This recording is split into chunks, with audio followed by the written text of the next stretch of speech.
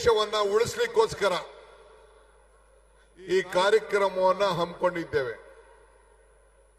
ನಾನು ಯಾವಾಗಲೂ ಒಂದು ಮಾತು ಹೇಳ್ತಾ ಇರ್ತೀನಿ, ಕಾಂಗ್ರೆಸ್ ಶಕ್ತಿ ಈ ದೇಶದ ಶಕ್ತಿ, ಕಾಂಗ್ರೆಸ್ ಇತಿಹಾಸ ಈ ದೇಶದ ಇತಿಹಾಸ. ಕಾಂಗ್ರೆಸ್ ಯಾವಾಗಲೂ ಕೂಡ ಎಲ್ಲ ವರ್ಗದ ಜನರಿಗೆ ನಾವು ಕಾರ್ಯಕ್ರಮವನ್ನು ಕೊಟ್ಕೊಂಡು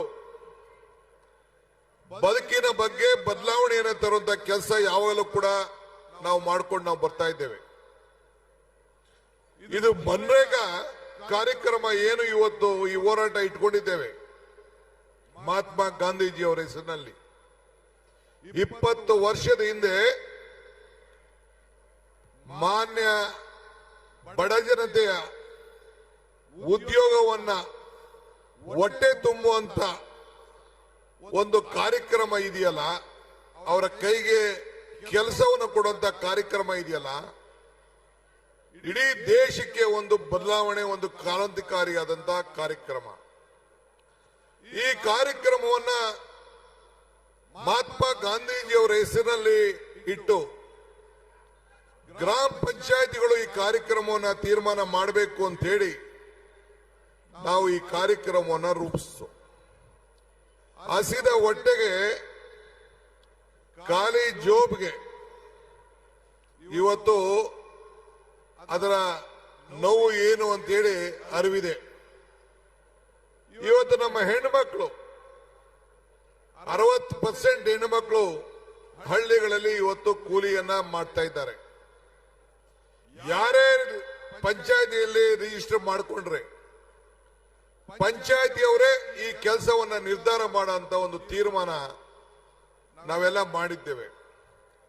ಸುಮಾರು 5,900 ಪಂಚಾಯತಿಗಳಲ್ಲಿ ಕನಿಷ್ಠ 1 ರಿಂದ 2 ಕೋಟಿ ರೂಪಾಯಿ ವರ್ಷಕ್ಕೆ ಉದ್ಯೋಗವನ್ನು ಸೃಷ್ಟಿ ಮಾಡಿ ಆ ಪಂಚಾಯತಿಗಳಲ್ಲಿ ಅನೇಕ ಅಭಿವೃದ್ಧಿ ಕೆಲಸವನ್ನು ಮಾಡಿಕೊಂಡು ಈ ದೇಶಕ್ಕೆ ಒಂದು ಶಾಶ್ವತವಾದಂತಹ ಆಸ್ತಿಗಳನ್ನು ನಿರ್ಮಾಣವನ್ನು ಮಾಡಿದ್ದು ನಾವೆಲ್ಲ ಗಮನಿಸಿದ್ದೇವೆ.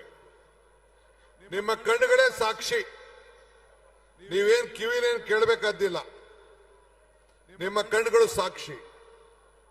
ಇವತ್ತು ಈ ನರೇಗಾ ಉಳಿಸಿ, ಈ ದೇಶ ಉಳಿಸಿ, ನಮ್ಮ ಹಳ್ಳಿಗಳನ್ನು ಉಳಿಸಿ, ರೈತರನ್ನು ಉಳಿಸಿ, ಕಾರ್ಮಿಕರನ್ನು ಉಳಿಸಿ, ಮಹಾತ್ಮ ಗಾಂಧೀಜಿಯವರ ಹೆಸರನ್ನು ಕೂಡ ಉಳಿಸಿ ಅಂತ ಕೇಳಲಿಕ್ಕೆ ಈ ಕಾರ್ಯಕ್ರಮವನ್ನು ನಾವು ರೂಪಿಸಿದ್ದೇವೆ.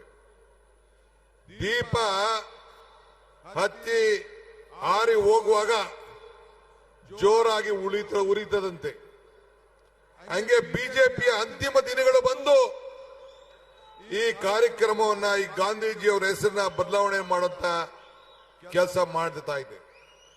ನಾನು ಹೇಳಿದೆ, ನಮ್ ಜೋಬಲ್ಲಿರೋ ನೋಟು ಮಹಾತ್ಮ ಗಾಂಧೀಜಿ ಹೆಸರು ತೆಗೆದಾಕ್ಬಿಟ್ಟ, ನಿಮ್ಮ ಫೋಟೋ ಹಾಕೋಬಿಡಿ ಅಂತ.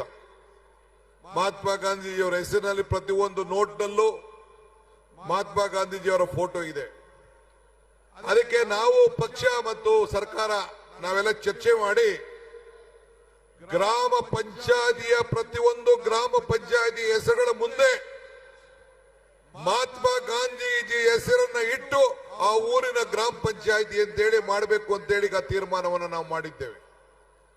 ನಿಮ್ದು ಯಾವ್ದಾದ್ರು ಒಂದು ಪಂಚಾಯತಿ ಇರಲಿ, ಆ ಗ್ರಾಮ ಪಂಚಾಯತಿ ಹೆಸರು ಪಕ್ಕ, ಈಗ ಕೋಲಾರ ಅಂದ್ಕೊಳ್ಳಿ, ಇಲ್ಲ ಚಿಕ್ಕಬಳ್ಳಾಪುರ ಒಂದು ಹಳ್ಳಿ ಅನ್ಕೊಳ್ಳಿ, ಮಹಾತ್ಮ ಗಾಂಧೀಜಿ ಕೋಲಾರ ಗ್ರಾಮ ಪಂಚಾಯತಿ ಅಂತೇಳಿ ಹೆಸರನ್ನ ನಾಮಕರಣ ಮಾಡುವಂತ ಕೆಲಸ ಇವತ್ತು ನಾವು ಮಾಡಿದ್ದೇವೆ. ಉದ್ಯೋಗ ಖಾತ್ರಿ ಯೋಜನೆ ಇದು ಕಾಂಗ್ರೆಸ್ ಕಾರ್ಯಕ್ರಮ ಮಾತ್ರ ಅಲ್ಲ, ಇಡೀ ದೇಶದ ಕಾರ್ಯಕ್ರಮ, ದೇಶದ ಬಡ ಜನತೆಯ ಕಾರ್ಯಕ್ರಮ. ದೇಶದ ಬಡ ಜನತೆಗೆ ಕೂಲಿ ಕೊಟ್ಟು ಆತ್ಮಧೈರ್ಯ ತುಂಬುವಂತ ಒಂದು ಕಾರ್ಯಕ್ರಮ. ಇವತ್ತು ಮನ್ರೇಗಾವನ್ನ ಮರುಕಳಿಸಿ ಉದ್ಯೋಗ ಹಕ್ಕನ್ನ ಉಳಿಸಿ ಗ್ರಾಮಗಳ ಸ್ವಯಂ ಆಡಳಿತ ಹಕ್ಕನ್ನ ಮರುಸ್ಥಾಪನೆಯನ್ನು ಮಾಡುವಂತ ಉದ್ದೇಶದಿಂದ ಈ ಹೋರಾಟವನ್ನ ಮಾಡ್ಕೊಂಡು ನಾವು ಬರ್ತಾ ಇದ್ದೇವೆ.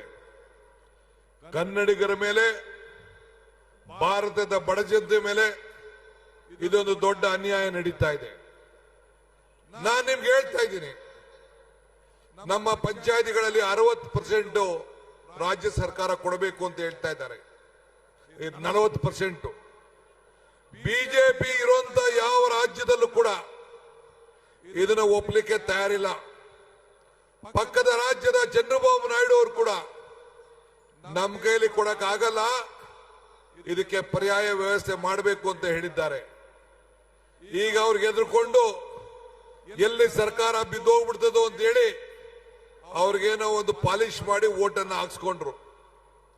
ಆದ್ರೆ ಇವತ್ತು ಈ ಬಡ ಜನತೆಯ ಉಳಿಸ್ಕೊಳ್ಳಿಕ್ಕೆ ನಾವು ಕೆಲಸವನ್ನು ನಾವು ಮಾಡಿಕೊಂಡು ಹೋಗಬೇಕಾಗ್ತದೆ. ನಾವು ಇವತ್ತು ಮರ ಕೆಳಗಡೆ ಮರದಿಂದ ಹೂವು ಬಿದ್ದೋಗ್ತದೆ, ಬಿದ್ದೋದ ಹೂವನ್ನು ಯಾವತ್ತೂ ಅರಳಲಿಕ್ಕೆ ಸಾಧ್ಯ ಇಲ್ಲ. ಹಾಗೆ ನಾವು ಹೊಸ ಶಿಖರಗಳನ್ನು ನೋಡಬೇಕು. ಈ ಉದ್ಯೋಗವನ್ನು ಕೊಡುವಂಥದ್ದು ಪ್ರತಿದಿನದ ಬದುಕಿಗೋಸ್ಕರ, ಪ್ರತಿದಿನ ಹೊಟ್ಟೆಯನ್ನು ತುಂಬಿಸ್ಕೊಳ್ಳಿಕ್ಕೋಸ್ಕರ. ಹಂಗೆ ಇವತ್ತು ಈ ಯೋಜನೆ ಮರಣಶಾಸನವನ್ನ ಇವತ್ತು ಬಿಜೆಪಿಯವರು ಮಾಡಿದ್ದಾರೆ. ಇವತ್ತು ನೀವು ಸುಮ್ಮನೆ ಕೂತ್ಕೊಳ್ಳೋದು ಬೇಡ, ಇವತ್ತು ಬಂದಿದ್ದೀರಿ, ಹೋರಾಟಕ್ಕೆ ಹೆಜ್ಜೆ ಹಾಕಿದ್ದೀರಿ. ಇವತ್ತು ನೀವೆಲ್ಲರೂ ಕೂಡ ಬಡತನದ ಏನು ಅನುಭವ ಇರುವಂತ ಮಾತ್ರ ಅವರಿಗೆ ಅನ್ನದ ಬೆಲೆ ಗೊತ್ತಿದೆ.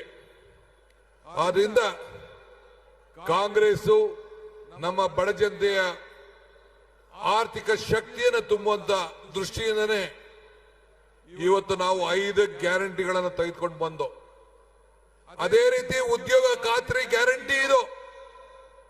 ಬೆಲೆಗಳು ಗಗನಕ್ಕೆ ಹೋಗ್ತಾ ಇತ್ತು, ಆದಾಯ ಪಾತಾಳಕ್ಕೆ ಹೋಗ್ತಾ ಇತ್ತು. ಆ ದೃಷ್ಟಿಯಿಂದನೇ 5 ಗ್ಯಾರಂಟಿಗಳನ್ನು ತಂದು, ನೀವು ಯಾರು ಕೂಡ ಕರೆಂಟ್ ಬಿಲ್ ಕಟ್ತಾ ಇಲ್ಲ, ಉಚಿತವಾಗಿ ನಿಮ್ಮ ಮನೆಯನ್ನ ಬೆಳಗಿಸ್ತಾ ಇದ್ದೇವೆ. ನನ್ನ ತಾಯಿಂದಿರು ಸೋದರಿಯರೆಲ್ಲ ಉಚಿತವಾಗಿ ಪ್ರಯಾಣ ಬೆಂಗಳೂರಿಗೆ, ದೇವಸ್ಥಾನಗಳಿಗೆ, ನೆಂಟರ ಮನೆಗೆ, ಬೀಗರ ಮನೆಗೆಲ್ಲ ಕೂಡ ಇವತ್ತು ಮಾಡ್ತಾ ಇದ್ದಾರೆ. 5 ಕೆಜಿ ಅಕ್ಕಿ, ಇನ್ನು ಮೇಲೆ 5 ಕೆಜಿ ಬೇರೆ ಬೇರೆ ಪದಾರ್ಥಗಳನ್ನು ಕೊಟ್ಟು 10 ಕೆಜಿ ಕೊಡುವಂತ ತೀರ್ಮಾನ ನಮ್ಮ ಸರ್ಕಾರ ಮಾಡಿದೆ. ತಾಯಿಂದಿರ ಮಡ್ಲಿಗೆ 2,000 ರೂಪಾಯಿ ತಿಂಗಳಿಗೆ ಕೊಡುವಂತ ಐತಿಹಾಸಿಕ ತೀರ್ಮಾನ ಬಿಜೆಪಿಯವರೆಲ್ಲ ಟೀಕೆ ಮಾಡ್ತಾ ಇದ್ರು, ನರೇಂದ್ರ ಮೋದಿ ಟೀಕೆ ಮಾಡ್ತಾ ಇದ್ರು. ಈಗ ನಮ್ಮ ಖಾತ್ರಿ ಯೋಜನೆ, ಈ ಪಂಚ ಗ್ಯಾರಂಟಿ ಯೋಜನೆ ಇಡೀ ದೇಶದ ಯೋಜನೆ ಆಗಿದೆ. ಇದನ್ನ ಯಾವ ಕಾರಣಕ್ಕೂ ನಿಲ್ಲಕ್ಕೆ ನಾವು ಬಿಡುದಿಲ್ಲ, ನಿಮ್ ಕೈಯಲ್ಲಿ ನಿಲ್ಸಕ್ ಆಗ್ಲಿಲ್ಲ. ಬಡವರ ಬದುಕಿಗೋಸ್ಕರ ಈ ಕಾರ್ಯಕ್ರಮವನ್ನು ನಾವು ಈ ಸಂದರ್ಭದಲ್ಲಿ ನಾವು ರೂಪಿಸಿದ್ದೇವೆ. ಬಂಧುಗಳೇ, ಹೋರಾಟ ಮಾಡುವನು ಗೆದ್ದೇ ಗೆಲ್ತಾನೆ. ಯಾವ ಕಾರಣಕ್ಕೂ ಸೋಲಿನ ಭಯ ಇರಲಿಕ್ಕೆ ಸಾಧ್ಯ ಇಲ್ಲ. ಇದು ಬಾಬಾ ಸಾಹೇಬ್ ಅಂಬೇಡ್ಕರ್ ಅವರು ಹೇಳಿದ್ದಾರೆ. ಹಂಗೆ ಇವತ್ತು ನಾವೆಲ್ಲ ಹೋರಾಟವನ್ನ ಮಾಡ್ಕೊಂಡು ಬರ್ತಾ ಇದ್ದೇವೆ. ಬದುಕಿನಲ್ಲಿ ಹೆಜ್ಜೆ ಗುರುತನ್ನ ಉಳಿಸ್ಕೊಂಡು ಹೋಗ್ಲೇಬೇಕು ನಾವು. ಸೊ ನಿಮ್ಮ ಹೋರಾಟ ಮೋಕ್ಷಗುಂಡ ಸರ್ ಎಂ ವಿಶ್ವೇಶ್ವರಯ್ಯನವರ ಭೂಮಿ ಇದು.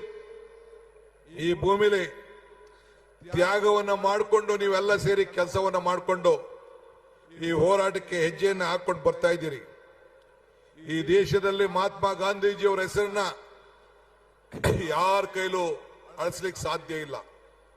100 ವರ್ಷ ಆಯ್ತು ಮಹಾತ್ಮ ಗಾಂಧೀಜಿಯವರು ಈ ದೇಶದ ಸ್ವಾತಂತ್ರ್ಯವನ್ನು ವಹಿಸಿಕೊಂಡು, ಸ್ವಾತಂತ್ರ್ಯದ ಕಾಂಗ್ರೆಸ್ ಪಕ್ಷದ ನಾಯಕತ್ವವನ್ನು ವಹಿಸಿಕೊಂಡು ಇವತ್ತು ನಾವೆಲ್ಲ ಸ್ವಾತಂತ್ರ್ಯ ಬಂದು, ಪ್ರಜಾಪ್ರಭುತ್ವ ಬಂದು, ನಿಮ್ಗೆಲ್ಲ ಸಂವಿಧಾನ ಕೊಟ್ಟು, ರಾಷ್ಟ್ರಧ್ವಜ ಕೊಟ್ಟು, ರಾಷ್ಟ್ರಗೀತೆಯನ್ನು ಕೊಟ್ಟು ಈ ದೇಶದ ಜನರಿಗೋಸ್ಕರ ಇವತ್ತು ನಾವು ಹೋರಾಟವನ್ನು ನಾವು ಮಾಡಿಕೊಂಡು ನಾವು ಬರ್ತಾ ಇದ್ದೇವೆ. ಅದರಿಂದ ನಾವು ನರೇಗಾ ನಾಶವನ್ನು ಮಾಡಲಿಕ್ಕೆ ಬಿಡೋಲ್ಲ. ರೈತರ ಉದ್ಯೋಗವನ್ನ ಕಿತ್ಕೊಳ್ಳಿಕ್ಕೆ ನಾವು ಅವಕಾಶವನ್ನು ಮಾಡಿಕೊಳ್ಳಿಲ್ಲ. ನರೇಗಾರವರ ಸಂವಿಧಾನ ಅಡ್ಡ ಬಿದ್ದಿದ್ರು ಕೂಡ ಅದನ್ನ ಬದಲಾವಣೆ ಮಾಡಕ್ಕೆ ಹೊರಟಿದ್ರು. ಈ ಚುನಾವಣೆಯ ವ್ಯವಸ್ಥೆಯಲ್ಲಿ ಕೂಡ ಇವತ್ತು ಮತದಾರ ಹಕ್ಕನ್ನ ಯಾವ ರೀತಿ ಕಿತ್ಕೊಳ್ಳಿಕ್ಕೆ ಪ್ರಯತ್ನ ಮಾಡ್ತಾ ಇದ್ದಾರೆ, ಹಂಗೆ ಉದ್ಯೋಗ ಖಾತ್ರಿ ಯೋಜನೆಯಲ್ಲಿ ನಿಮ್ಮೆಲ್ಲರ ಹಕ್ಕನ್ನ ಕಿತ್ಕೊಳ್ಳಿಕ್ಕೆ ಪ್ರಯತ್ನ ಮಾಡ್ತಾ ಇದ್ದಾರೆ.